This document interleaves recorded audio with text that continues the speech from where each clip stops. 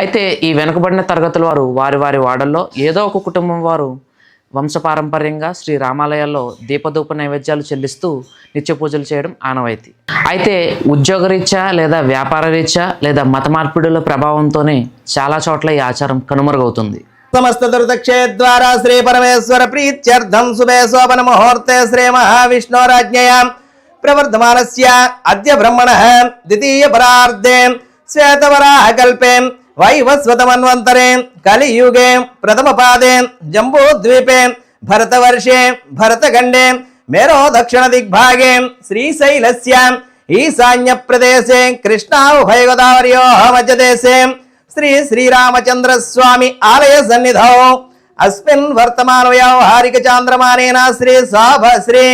క్రోధినామ సంవత్సరే ఉత్తరాయణే వసంత ఋతౌ చైత్రమాసే శుక్లపక్షే చతుర్థీయమే భృగువాసర శుభనక్షత్రే శుభయోగే శుభకరణ ఏవం గుణ విశేషణ విశిష్టాయాం అస్యాం శుభతిథౌ